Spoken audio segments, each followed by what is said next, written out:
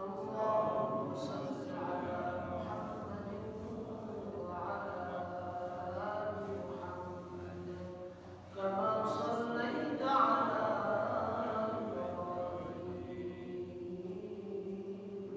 وعلى آل إبراهيم إنك حميد مجيد.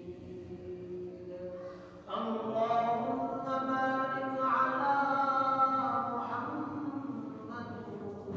وعلى آل محمد كما باركت على إبراهيم وعلى آل إبراهيم إنك حميد مجيد.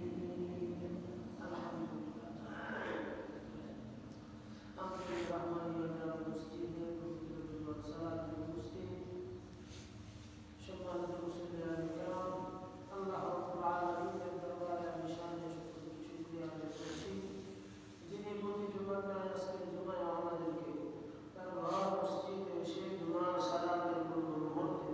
আমাদের সবাইকে মিলেমিশে একত্রিত হয়ে আল্লাহর ঘরে হাজিরা দেওয়ার তৌফিক দান করেছেন। সকলেই শরীরের সকল শক্তি উজাড় করে মুহাম্মদের সাথে গান করে আমরা সকলেই মালিকের শুকরিয়া আদায় করছি। সকলেই বলে দিচ্ছি আলহামদুলিল্লাহ। আর শুকরিয়া আদায় করছি যে মহান মালিক আমাদেরকে এই পর্যন্ত সুস্থতা দান করেছেন, নেক হায়াত দান করেছেন, মসজিদের মতো পবিত্র জায়গায় আসার তৌফিক দান করেছেন। এজন্য আবারও সবসময় শুকরিয়া আদায় করছি আলহামদুলিল্লাহ। লক্ষ কোটি করোড় সালাম করছি বিশ্বমানবতার মুক্তির নবী সাইয়্যিদুল মুরসালিন খাতামুন নবিয়্যিন ইমামুল মুরসালিন শফিউল মুজতাবিন আকিবুল দাদাত মদিনা জিকার মুশাইর আমিনা জনাব মুহাম্মদ রাসূলুল্লাহ সাল্লাল্লাহু আলাইহি ওয়াসাল্লাম রহমতি আল্লাহ তাআলা যেন বেশি বেশি তার হাবিবের উপর দরুদ করার তৌফিক দান করেন। সকলেই বলেন আল্লাহুম্মা আমিন। সম্মানিত উপস্থিতি, গত জুমায় আপনাদের খেদমতে তার আগের জুমা থেকে নিয়ে আমরা খাদ্যাভ্যাস এবং সাথে সাথে খাদ্য অভ্যাসের ভিতরে কতটা সুন্নাহ নিয়ে খাইলে এই খাওয়াটা আমার স্বাস্থ্যের জন্য, শক্তির জন্য, সবলতার জন্য, সজীবতার জন্য উপকার হবে, এই বিষয়ে আমরা কিছু আলোচনা করেছিলাম। যেহেতু রজব মাস আমাদের সামনে যাইতেছে, রজব মাসের বিষয়ে কিছু কথা আমাদের আলোচনা জরুরি। তার আগে যেহেতু বিশ্ব ইজতেমা আমাদের সামনে হবে, উদ্ভূত কিছু পরিস্থিতির কারণে আমাদের বিশ্ব ইজতেমা অন্যান্য বারের ইজতেমার চাইতে এই বছরের ইজতেমা একটু চ্যালেঞ্জিং। সেহেতু আমরা ইনশাআল্লাহ শেষের দিক দিয়ে দাওয়াত ও তাবলীগের মেহনত সম্পর্কে একটা কথা বলবো। তার আগে আমি কোরআনে কারীম থেকে একটি আয়াত কারীমা তেলাওয়াত করেছি। আল্লাহ তাআলা বলেন, ওয়া মিনান নাস মান ইয়াশতারি লাহওয়াল হাদীথ লিয়ুদিল্লা আন সাবিলিল্লাহ বিগাইরি ইলমিন ওয়া ইয়াত্তাখিযুহা হুজুর। এই আয়াতের এত শানে নজুলটা আমরা জানি। রজব বিন হারিস একজন খ্রিস্টান, সে মুহাম্মদ সাল্লাল্লাহু আলাইহি ওয়াসাল্লামকে বাধা সৃষ্টি করার জন্য, তিনি যেন ধর্ম প্রচারটা স্বাভাবিক গতিতে করতে না পারে, এই কারণে বাহির থেকে একজন নর্তকী কিনে আনছে। কি কিনে আনছে? সবাই বলেন নর্তকী কিনে আনছে। নর্তকী কিনে আনার পর যেখানে কোরআনে কারীমের তেলাওয়াত হইত, যেখানে নামাজ পড়ার সময় হইত, যেখানে মুসলমানরা একত্রিত হইত, ওখানে সে তার বাড়িকে, যে নায়ক নায়িকাকে সে কিনে আনছে, গায়িকাকে কিনে আনছে, তাকে বলতো যে তুমি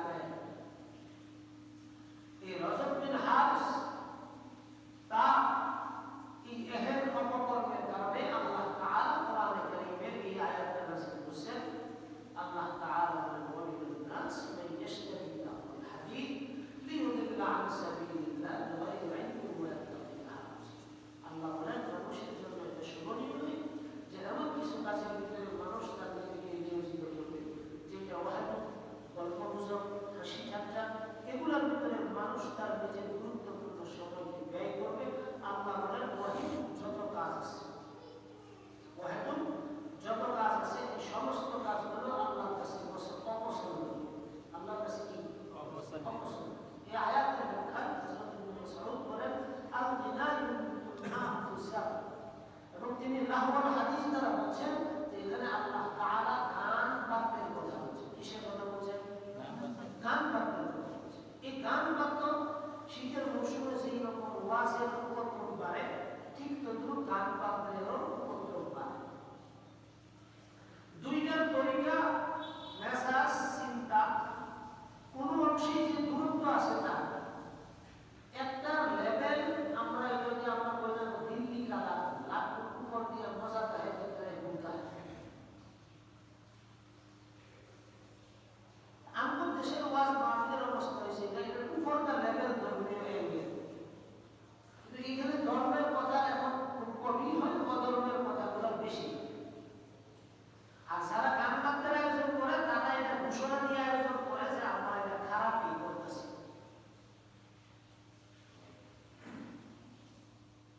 কারণ এক ব্যক্তির পক্ষে ১.৫ ঘন্টা ২ ঘন্টা নামাজ পড়া, কোরআন হাদিস থেকে সাথী থাকতে। আমি বাহিরে ৬ বছর করছি, কোনো বক্তারই দেখি না ২০ মিনিট ২০ মিনিটের বেশি কথা সোজা নেই যে আমি সোজা নেই না, আমি সোজা নেই ২০ মিনিট অন্তত না হলে ৪০টা হাদিস আনতো, ৫০-৬০টা কোরআন কারীমের আয়াত আনতো। এটি হচ্ছে ওয়াজ। এটি কি ওয়াজ? আর এখন যে কোরআন কাছে হচ্ছে আওয়াজ। বলতে তার হুজুর আমরা তো কম জানি না, আমরা ঘুরতে খাইতে দেখুন আওয়াজ করলে ওয়াজ ছাড়া কোনটা হবে না। বাংলাদেশে আমার কোনো যত মত না হাসা কথা বলবেন, হাসা কথা না বললে তো আমি মত কত বাড়া দেবো, কি কাহিনী বললে আওয়াজ বাড়া বলে দোষ আছে। আমি কেন তাদের বিরুদ্ধে দিতাম, নাটকের বিরুদ্ধে দিতাম, যাত্রার বিরুদ্ধে দেওয়া হচ্ছে না নিজের থাকে ওই আমরা করছিল। কোরআনে কারীমে আল্লাহ তাআলা কুনতুম খায়রা, আল্লাহ কয় কুনতুম রইছো উত্তম কারণ আল্লাহ রাসূলের আল্লাহ আমরা ফেরত করছে রূহুল জাতি। আল্লাহ কয় তার উপরে ফেরত করছি, ফেরত করার কারণ হলো তা'মুরুনা বিল মা'রুফ ওয়া তানহাউনা আনিল মুনকার। তোমরা সৎ কাজে আদেশ করবা, অসৎ কাজ থেকে সবাই কথা বলে। আমরা জীবিত আসলে একটু জানান দেই যে হ্যাঁ না আসি, আমার শরীর অনেক বেশি টান, কথা বলতেও কষ্ট হয়েছে। তারপর যে সাপ্তাহিক জুমার জিম্মাদারি এটা যদি সঠিকভাবে পালন না হয়, টেহা করে দেয় এটা তো হারাম হতো। বেতন আমরা যদি দিই হারাম হতো না, এটা জুমা পড়ে না ঠিক মতো করার জন্য। এই দিক বিবেচনায় আজকে এক জায়গায় জুমা পড়া বের করতে আছে, গাজীপুর জুটি খেলা একটা মসজিদ হয়েছে, এটা উদ্বোধন করার করতে আছে। শরীর চলতেছে না, আমি সুন্দর করে শরীর এটা করছি। তারপর মানুষ কিছু মানুষ আছে এইটা কে রাখবো, মুখেরা বাস্তব এটা দরকার নেই, আমার স্বার্থটা ঠিক থাকবে, আমার স্বার্থটা ঠিক থাকবে। পরে মোবাইল বন্ধ করে রাখছি সারা আমার এলাকায় আসে শিক্ষা, কারণ যেই সার মিলে বাইবেল প্রসঙ্গি মিলে যেই সার আমার যে জাতির যেই রকম হলো তারপর নেতা ওই রকম, তারপর হুজুর হয়ে গেল। কথা কি বুঝছো? মাথায় রাখ। আল্লাহ তাআলা আমাদের ফেরত করছে রূহুল জাতি, নাস তা'মুরুনা বিল মা'রুফ ওয়া তানহাউনা আনিল মুনকার। এই একটা আয়াত যত ফেরত দিয়েছে বুঝলে মেসেজ কি আছে? আল্লাহ কয় প্রথম করে ফেরত করছে উদ্দেশ্য একটা কি, তা'মুরুনা বিল মা'রুফ, সৎ কাজে আদেশ করো।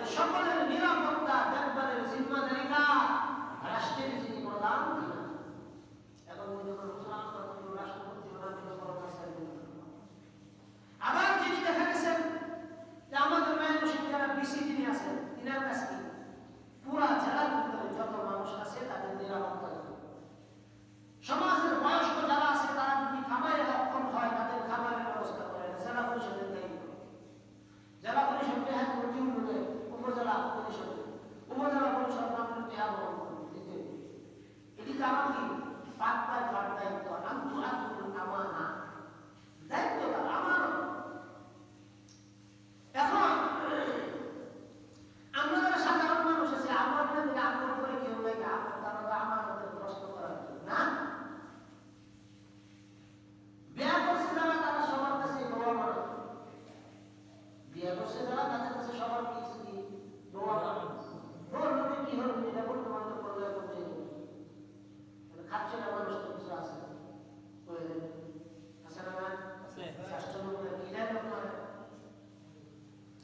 এটা আমানতের খেয়াল করে, এটা কি করা আমানত। বিসমিল্লাহির